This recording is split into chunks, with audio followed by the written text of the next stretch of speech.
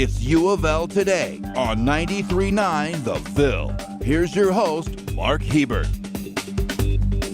And welcome to U of L Today with Mark Hebert on 93.9 The Ville. So glad you're joining us for the next 30 minutes or so. We'll have stories about the University of Louisville. We'll be talking to some faculty members and some students about what's going on at U of L and what they're working on at U of L. First, I'd like to give you a little bit of news about U of L. U of L is expected to once again have a big class of Fulbright scholars. We have a dozen students at the University of Louisville who are semifinalists for the Fulbright Awards, and that follows up on the heels of last year when we had a record 15 Fulbright winners at the University of Louisville. And so there's a pretty good chance that most of those 12 that are semifinalists this year will also be Fulbright scholars. And last year we were also named one of the top Fulbright producing institutions in the United States for the fourth year out of the last 10. All right, what have we got coming up on the show today? U of L recently received a grant to help women and minority entrepreneurs get a bigger share of federal funding for their inventions. We'll talk about that grant as well as the engineering and medical inventions growing out of U of L's work with the prestigious Coulter Foundation grant. But first, Barbara Perry is a well-known political science professor who often appears on national cable TV news shows. She's from Louisville, and she even taught at U of L for a couple of years. She was back in town to give a speech about presidents at the McConnell Center, and I sat down with Barbara Perry while she was on campus, asking her about her list of greatest presidents and the likelihood that Donald Trump might land on that list one day. Here's the interview with Barbara Perry. And a big welcome back to Louisville. Welcome to Barbara Perry, who's a native of Louisville, but now is a professor at the University of Virginia in Presidential Studies, Director of the Presidential Studies at the Miller Center. At the Miller Center, very good. Well, welcome back to Louisville. It's great to be back always. So you grew up here? I grew up here. This will always be home, and the University of Louisville is my much beloved alma mater, so it will always be home. All right, just in case people from the University of Virginia are watching or listening to this, we won't tell them who you root for when U of L plays UVA in basketball, right? It's good not to say that, but they all know. Okay. You don't keep it a secret, huh? I don't keep it a secret. I'm not good at that. Well, that's very good. All right, well, you're here as a guest of the McConnell Center to talk about presidential politics, and your topic is, does it matter who's president? Does it? Short interview, yes. It does, but I'm going to note tonight in my talk that it was some years ago that I was assigned that topic. In fact, it was in 2008 that a civic group in Charlottesville said, could you speak on does it matter who's president? And I think they were asking me that because they maybe didn't think it did, that they thought all politicians are alike. And I find it fascinating that in part, I think Trump won the election in 2016 because he played off of that all politicians are alike, and in fact, they're all crooked and they're all bad, and I'm not a politician. So I thought, well, let's play with that then a little bit, because certainly the outcome in 2016, it has made a difference already in just the first few weeks of that presidency, but it has throughout our history. So what makes a good president, and what makes a not so good president? Well, I just wrote in your mind. Yeah, well, so I just wrote a piece for Fortune magazine in their online segment. They said, write a piece on the most remarkable presidents or the most memorable presidents and what traits did they share. So I began thinking about that, and not too far from where we're sitting here in 1960, my mother took me to see Senator John F. Kennedy appearing in downtown Louisville during his campaign 1 month before he was elected president. And so I thought about the fact that he was the first president I ever saw. Even as a 4-year-old, I can remember the excitement around it. And I certainly remember his death. And so I focused on charisma, that all the successful presidents had a certain form of charisma, either the modern version of it, which is sort of a charm and a grace that draws people. And in the more ancient sense, I think Washington and Lincoln, for example, and FDR had a charisma that almost they seemed divinely intended to lead. And so that's what I would say makes a good president in part, that we want to believe in them as leaders. We believe they're good leaders, but they also have a charm and a grace that resonates with us. So is it more PR than it is actual government hands-on tinkering, bureaucracy, that kind of thing, that and being able to pull the bureaucratic reins of government together to do good? Or is it PR that's most important to make a good president? People ask that question all the time, particularly about Kennedy. Wasn't it more image than it was, and style rather than it was the substance? And there certainly was a part of him that was a lot of style and a lot of image and a lot of image making. But he also knew how to run the government because he had been a senator and a member of the House of Representatives for many years before he came to the White House. His dad had been ambassador to England. So he knew about foreign affairs, foreign policy. So I think it's a combination of both, especially in the electronic media age. page, that you have to be able to do PR and have to be able to be effective in reaching the people. But so did Washington and so did Lincoln, even in the era prior to the kind of media that we have now. But they also need to know how to run the country, run the government, and in modern times certainly run that White House and a very large federal bureaucracy. We're talking with Barbara Perry from the University of Virginia Miller Center, and she is at the University of Louisville, back to her alma mater, talking tonight about the presidential politics and what makes a good president. When folks come into the presidential, become president, they try and surround themselves with the best people.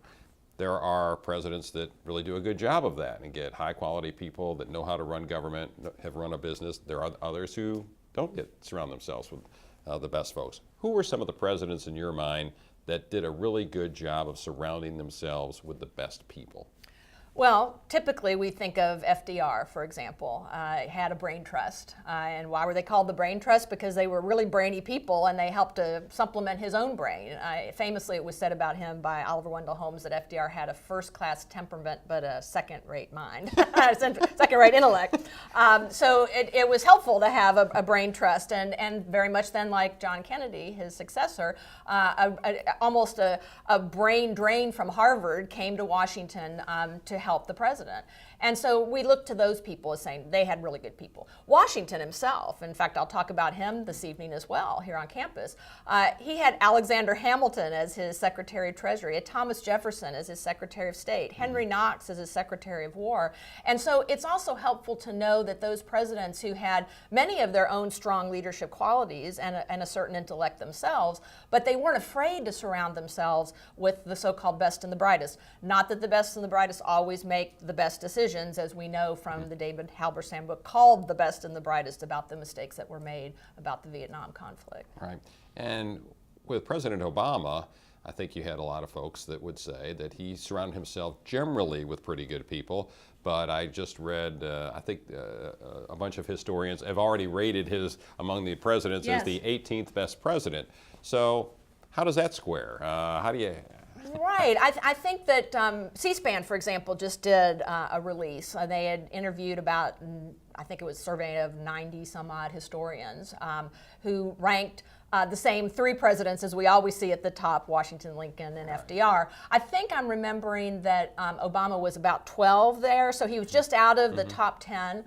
Seems a little early to be ranking the man. That's what I thought. Don't you need some reflection to look back and say? I think you do. I think you absolutely do. But I also think that given the fact, for example, that he had a scandal-free presidency, that he was a very bright man, is a very bright man himself, did surround himself, generally speaking, with good people, it will remain to be seen what remains of his legacy in domestic and foreign affairs. And certainly there are mistakes that were made, or in his own mind, he'll say, for example, on Syria, that he had only bad choices to choose from. He tried to choose the best of the worst choices. And President Trump, at the time of this interview, he is still trying to fill in his cabinet. What's your impression so far? Richest cabinet ever. Oh, richest?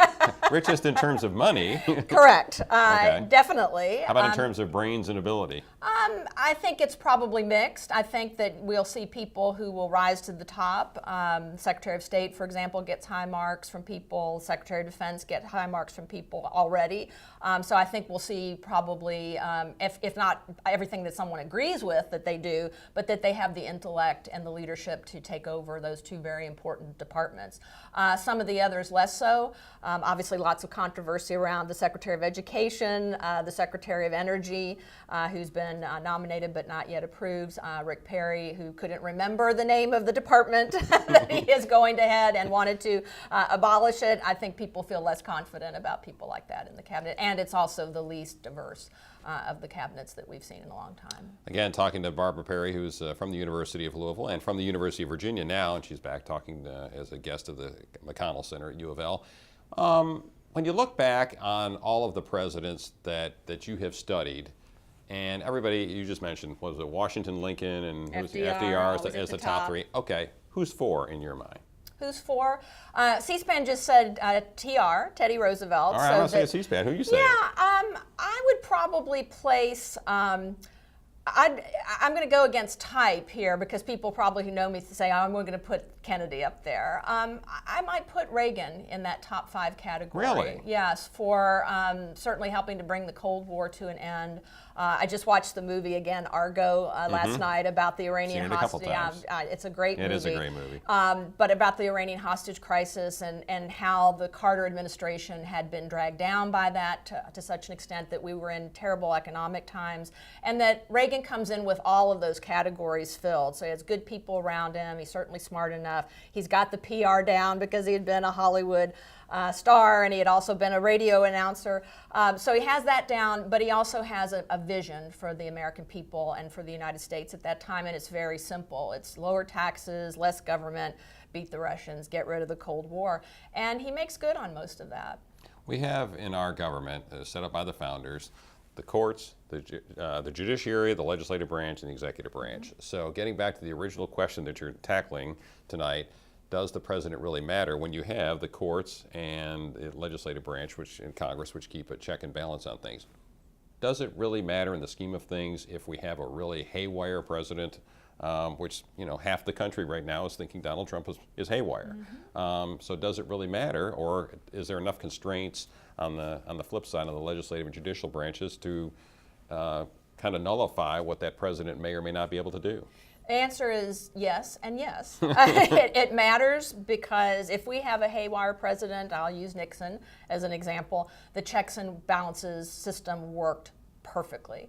So that the court said he must turn over the tapes for a criminal justice matter, and the Congress was about ready. They had already started the impeachment process, and they would have convicted him. So that members, leaders of the Republican Party, particularly Barry Goldwater, went down to the White House and said, Mr. President, we can't save you. So if you want to keep your benefits, you should resign. Otherwise, you will be convicted of an impeachable offense and you will be removed from office.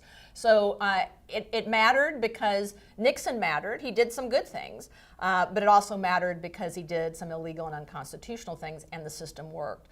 It remains to be seen whether the system remains as strong as it was in 1974, and you will appreciate this particularly, is the traditional media as strong as it was in 1974 to help put that story out about Watergate? Last question.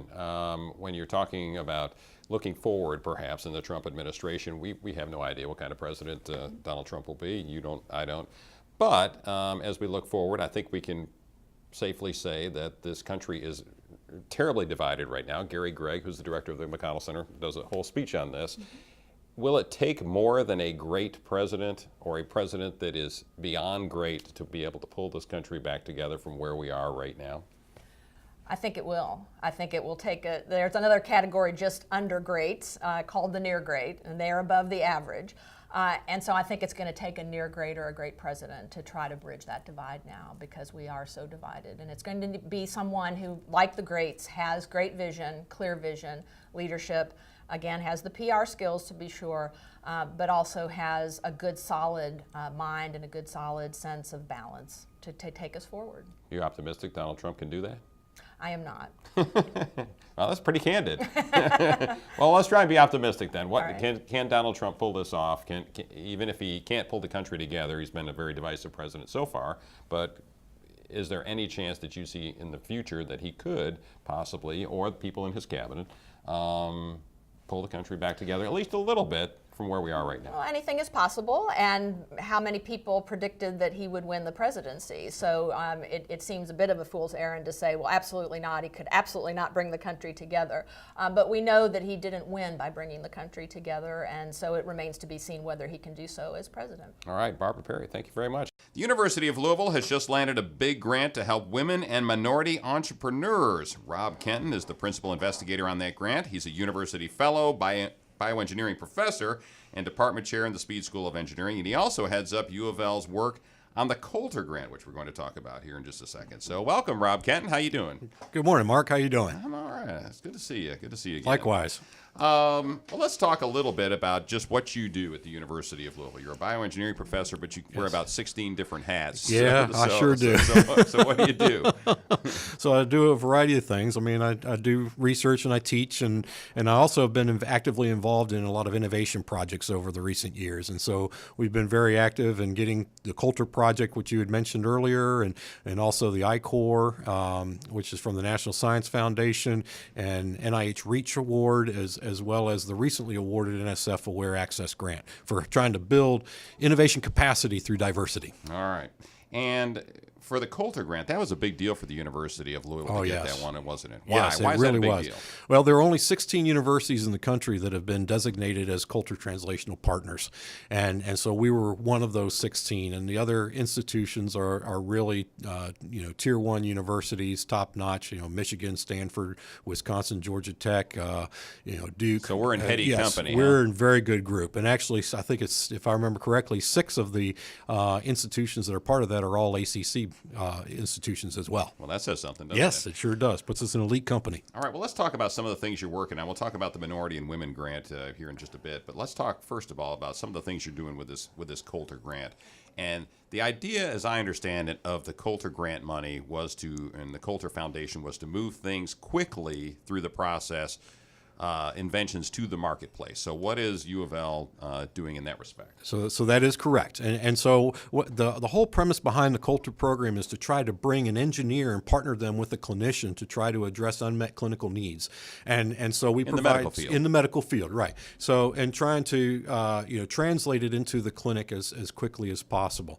And so with the seed money, that helps to accelerate it. But the other thing that we have is we have an oversight committee, which consists of venture capitalists, entrepreneurs, and people that know how to take technologies to the marketplace as soon as possible, who serve on this committee that help to outline what the milestones. So they give the direction to the teams in order to help them achieve the milestones that they need to try to succeed and either license their technology to a major company or to secure venture capital investment. So what are some of the things right now, and we've had some guests on this program that actually have received some money from the Coulter grant from UofL. Correct. What are you working on right now? What are some of the really high-tech projects to try and get in the medical field that people might recognize or that might be able to help people fairly quickly? Yeah. So one of the projects you've had on board is the breath diagnostics company.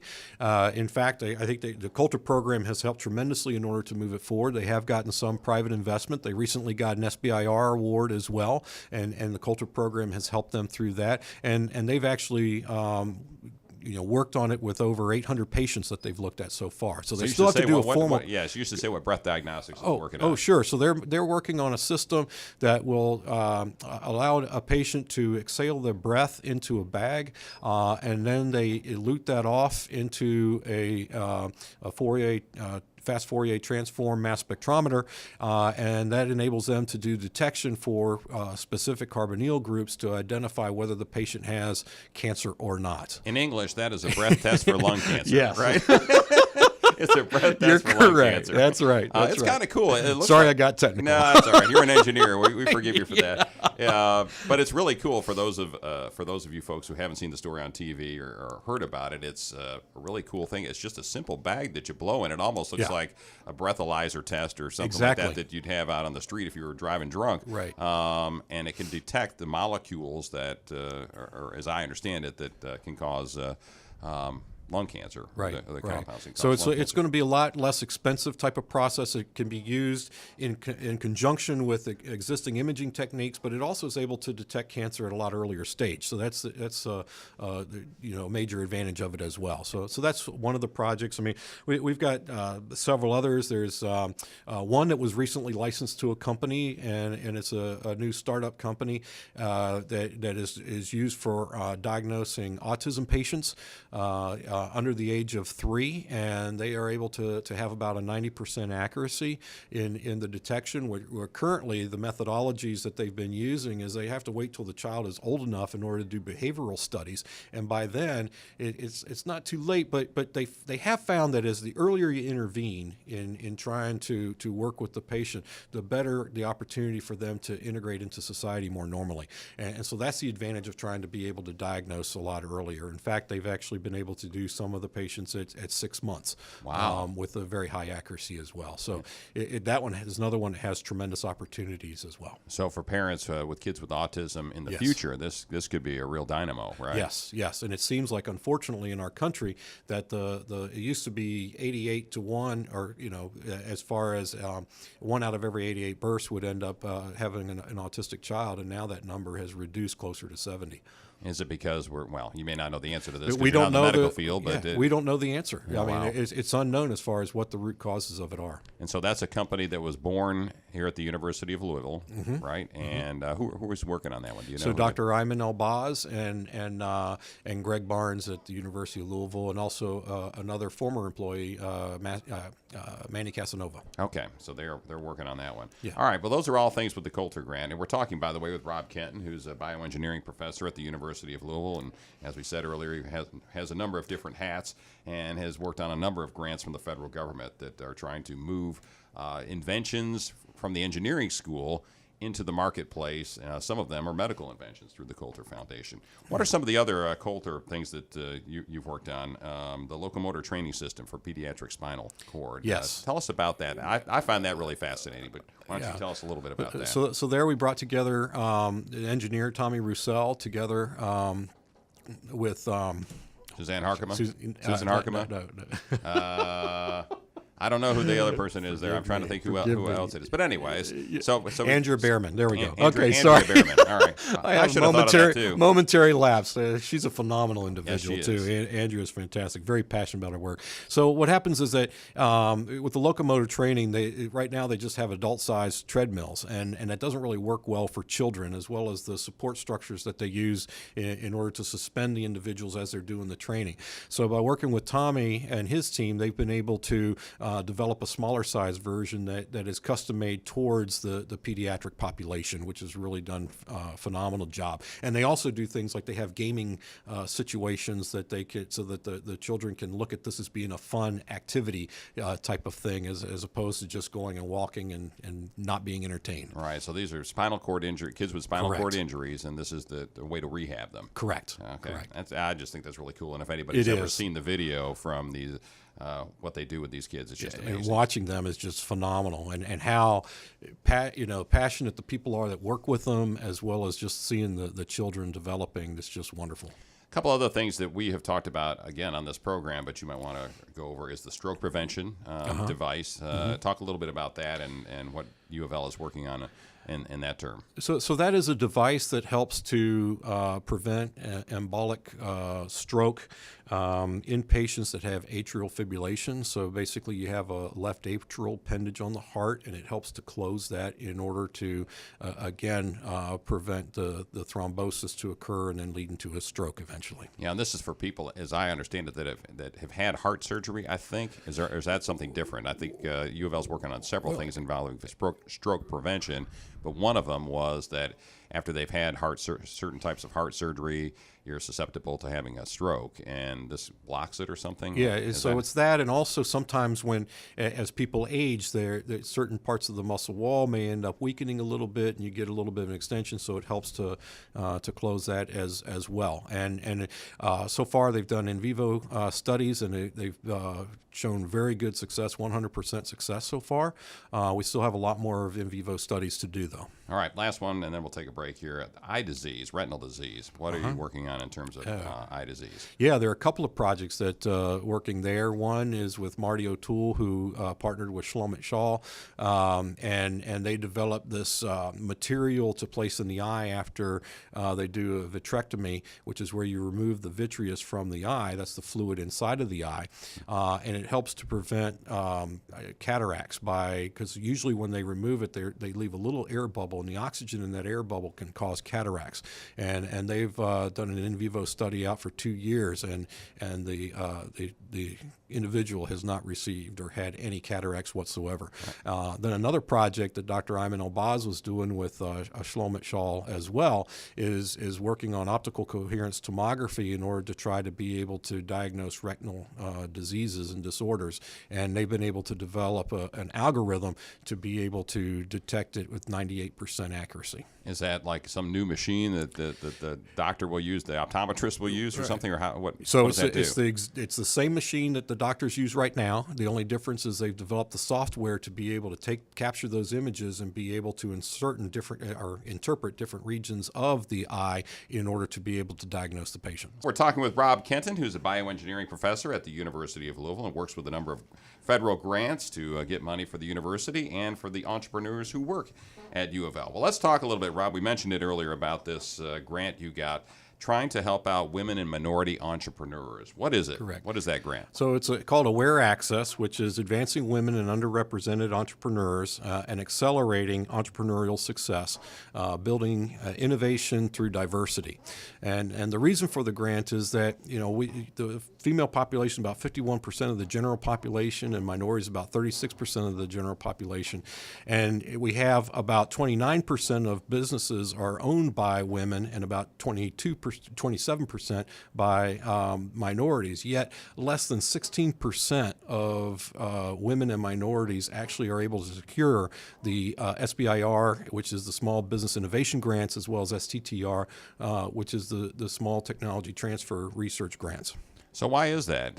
Why do you think that is, that women and minorities have a tougher time getting that federal grant funding for their ideas and for their inventions than you do? Well, nobody's quite sure. And so we feel that one thing that we're going to try to do with this grant is we're going to provide mentoring and networking opportunities for the women and underrepresented entrepreneurs in order to try to help them to be able to secure the grants, as well as we're going to give them mentoring on the actual grant writing itself, too, in order to improve their success. Now, this wasn't just U of L that got this money. There were a couple other universities involved. That's correct. Right? This is a partnership with Indiana University as well as Missouri University Science and Technology. So it's kind of a regional program that we're all working together and in order to try to achieve our goal to build a nice regional ecosystem to help the female and underrepresented groups. And the money's coming from the National Science Foundation. That is right? correct, Okay. yes.